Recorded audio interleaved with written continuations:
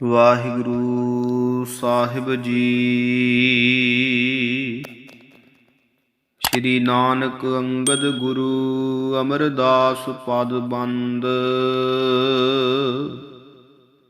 ਰਾਮਦਾਸ ਅਰਜਨ ਗੁਰੂ ਬਰ ਸ੍ਰੀ ਹਰਗੋਬਿੰਦ। ਹਰੀ ਰਾਏ ਹਰਿ ਕ੍ਰਿਸ਼ਨ ਗੁਰ ਤੇਗ ਬਹਾਦਰ ਚੰਦ। ਦਸਵੇਂ ਗੋਬਿੰਦ ਸਿੰਘ ਗੁਰੂ ਨਮੋ ਚਰਨ ਅਰਵਿੰਦ। ਮੂਕ ਉਚਰੈ ਸ਼ਾਸਤਰ ਖਾਟ ਪਿੰਗ ਗਿਰਨ ਚੜ ਜਾਏ। ਅੰਧ ਲਖੈ ਬਦਰੋ ਸੁਨੈ ਜੋ ਕਾਲ ਕਿਰਪਾ ਕਰਾਏ। ਕਹਾ ਬੁੱਧ ਪ੍ਰਭ ਤੁਛ ਹਮਾਰੀ ਬਰਨ ਸਕੈ ਮਹਿਮਾ ਜੋ ਤਿਹਾਰੀ। ਹਮ ਨ ਸਕਤ ਕਰ ਸਿਫਤ ਤੁਮਾਰੀ ਆਪ ਲੇਹੁ ਤੁਮ ਕਥਾ ਸੁਧਾਰੀ। ਹਮ ਨ ਸਕਤ ਕਰ ਸਿਫਤ ਤੁਮਾਰੀ ਆਪ ਲੇਹੁ ਤੁਮ ਕਥਾ ਸੁਧਾਰੀ। ਵਾਹਿਗੁਰੂ ਜੀ ਕਾ ਖਾਲਸਾ ਵਾਹਿਗੁਰੂ ਜੀ ਕੀ ਫਤਿਹ। ਪਰਮ ਸਨਮਾਨਯੋਗ ਗੁਰੂ ਰੂਪ ਗੁਰੂ ਖਾਲਸਾ ਸਾਧ ਸੰਗਤ ਜੀ। ਦੂਸਰੇ ਪਾਤਸ਼ਾਹ ਧੰਨ ਧੰਨ ਸਾਹਿਬ ਸ੍ਰੀ ਗੁਰੂ ਅੰਗਦ ਦੇਵ ਸਾਹਿਬ ਜੀ ਦਾ ਸੰਖੇਪ ਇਤਿਹਾਸ ਆਪ ਸਿੱਖ ਸੰਗਤਾਂ ਦੇ ਨਾਲ ਸਾਂਝਾ ਕਰਨ ਦਾ ਯਤਨ ਕਰ ਰਹੇ ਹਾਂ। ਸਾਧ ਸੰਗਤ ਜੀ, ਆਪ ਜੀ ਦੇ ਉੱਪਰ ਕਠਿਨ ਤੋਂ ਕਠਿਨ ਪ੍ਰੀਖਿਆਵਾਂ ਦਾ ਸਮਾਂ ਵੀ ਆਇਆ, ਪਰ ਆਪ ਜੀ ਅਡੋਲ ਰਹੇ। ਹਰ ਇੱਕ ਪ੍ਰੀਖਿਆ ਦੇ ਵਿੱਚ ਪੂਰੇ ਉਤਰਦੇ ਰਹੇ ਅਤੇ ਸਾਹਿਬ ਸ੍ਰੀ ਗੁਰੂ ਨਾਨਕ ਦੇਵ ਸਾਹਿਬ ਜੀ ਦੀਆਂ ਬੜੀਆਂ ਬਖਸ਼ਿਸ਼ਾਂ ਆਪ ਜੀ ਨੇ ਪ੍ਰਾਪਤ ਕੀਤੀਆਂ। ਆਪ ਜੀ ਨੇ 5 ਵੈਸਾਖ ਸੰਮਤ 1561, 31 ਮਾਰਚ 1504 ਈਸਵੀ ਨੂੰ ਪਿਤਾ ਫੇਰੂਮਲ ਖੱਤਰੀ ਜੀ ਦੇ ਗ੍ਰਹਿ ਵਿਖੇ ਮਾਤਾ ਦਇਆ ਕੌਰ ਜੀ ਦੇ ਉਦਰ ਤੋਂ ਮੱਤੇ ਦੀ ਸਰਾਏ ਜ਼ਿਲ੍ਹਾ ਫਿਰੋਜ਼ਪੁਰ ਵਿੱਚ ਅਵਤਾਰ ਧਾਰਿਆ। ਆਪ ਜੀ ਦਾ ਨਾਮ ਮਾਤਾ ਪਿਤਾ ਵੱਲੋਂ ਲਹਿਣਾ ਰੱਖਿਆ ਗਿਆ। ਆਪ ਜੀ ਦੇ ਪਿਤਾ ਜੀ ਦੁਕਾਨਦਾਰੀ ਅਤੇ ਵਪਾਰ ਦਾ ਕਾਰਜ ਕਰਦੇ ਸਨ। ਜਦੋਂ ਆਪ ਜੀ ਦੀ ਆਯੂ ਕੁਝ ਵਡੇਰੀ ਹੋਈ ਤਾਂ ਆਪ ਜੀ ਨੇ ਆਪਣੇ ਪਿਤਾ ਜੀ ਵਾਲਾ ਸਾਰਾ ਵਪਾਰ ਅਤੇ ਦੁਕਾਨਦਾਰੀ ਦਾ ਕਾਰਜ ਸੰਭਾਲਿਆ। ਫਿਰ ਸਾਧ ਸੰਗਤ ਜੀ ਸੰਮਤ 1576 ਵਿੱਚ ਆਪ ਜੀ ਦਾ ਵਿਆਹ ਕਾਰਜ ਭਾਈ ਦੇਵੀ ਚੰਦ ਖੱਤਰੀ ਜੀ ਦੀ ਸਪੁੱਤਰੀ ਮਾਤਾ ਖੀਵੀ ਜੀ ਨਾਲ ਪਿੰਡ ਸੰਗਰ ਵਿੱਚ ਹੋਇਆ। ਆਪ ਜੀ ਦੇ ਘਰ 2 ਸਪੁੱਤਰ ਬਾਬਾ ਦਾਸੂ ਜੀ, ਬਾਬਾ ਦਾਤੂ ਜੀ ਅਤੇ 2 ਸਪੁੱਤਰੀਆਂ ਬੀਬੀ ਅਮਰੋ ਜੀ ਅਤੇ ਬੀਬੀ ਅਨੋਖੀ ਜੀ ਦਾ ਜਨਮ ਹੋਇਆ।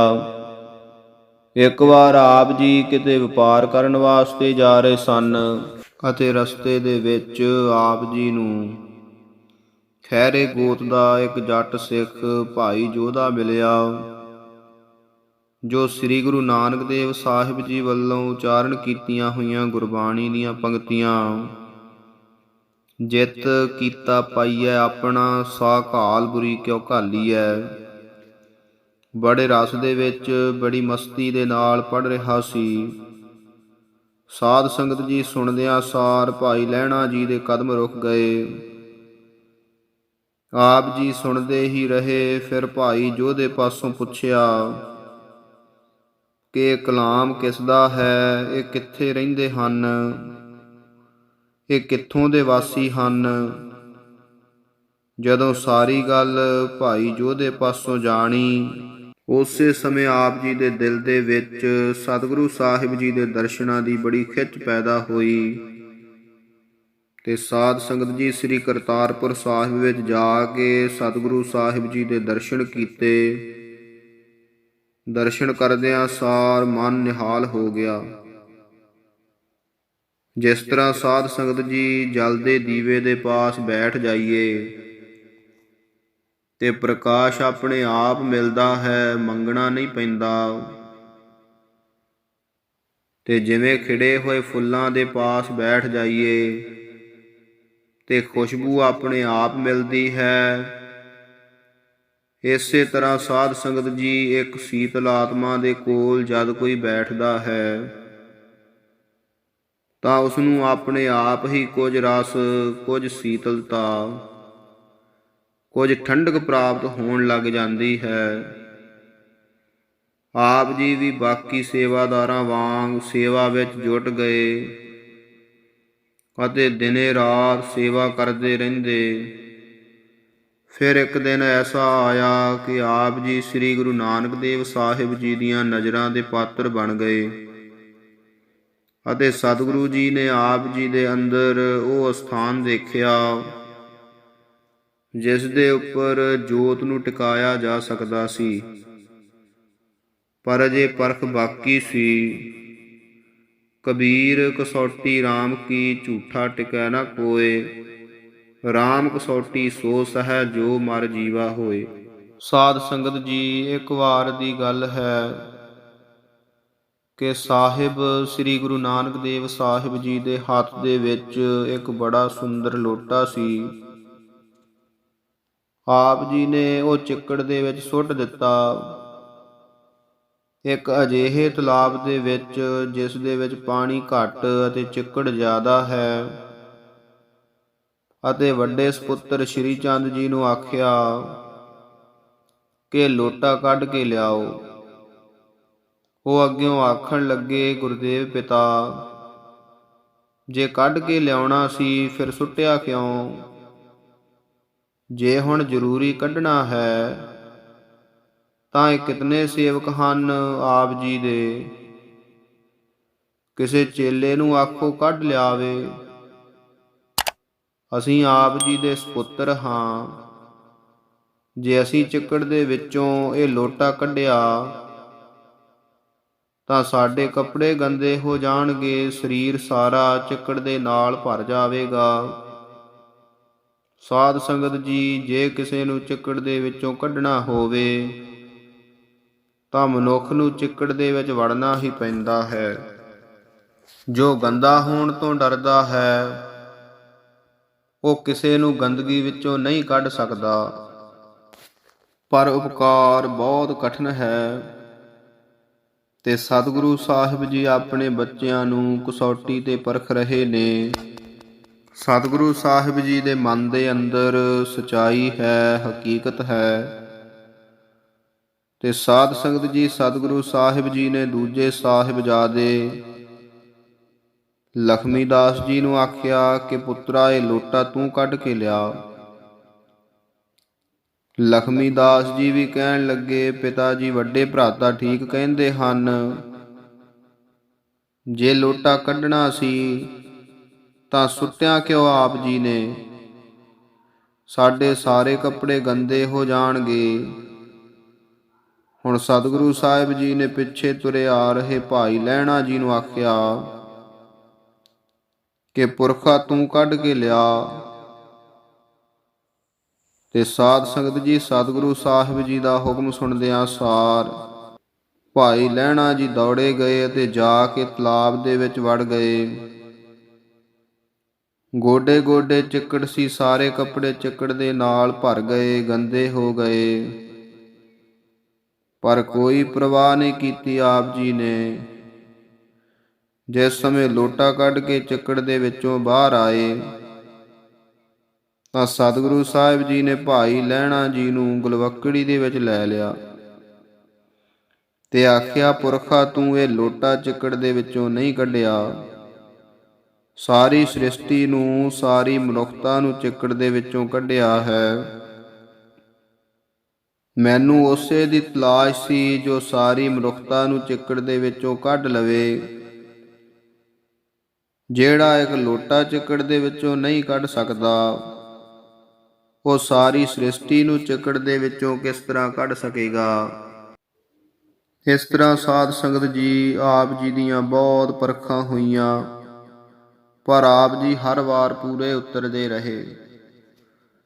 ਫਿਰ ਅਖੀਰ ਸ੍ਰੀ ਗੁਰੂ ਨਾਨਕ ਦੇਵ ਸਾਹਿਬ ਜੀ ਦੀ ਆਪ ਜੀ ਦੇ ਉੱਪਰ ਬੜੀ ਪ੍ਰਸੰਨਤਾ ਹੋਈ ਅਤੇ ਆਪ ਜੀ ਨੂੰ ਸਤਿਗੁਰੂ ਨਾਨਕ ਦੇਵ ਸਾਹਿਬ ਜੀ ਨੇ ਨਮਸਕਾਰ ਕੀਤੀ। ਇਸ ਦੇ ਪ੍ਰਥਾਏ ਸਾਧ ਸੰਗਤ ਜੀ ਗੁਰਬਾਣੀ ਦੇ ਵਿੱਚ ਬੜੇ ਸੁੰਦਰ ਬਚਨ ਆਉਂਦੇ ਹਨ। ਨਾਉ ਕਰਤਾ ਕਾਦਰ ਕਰੇ, ਕਿਉ ਬੋਲ ਹੋਵੈ ਜੋ ਖੀਵਦੈ।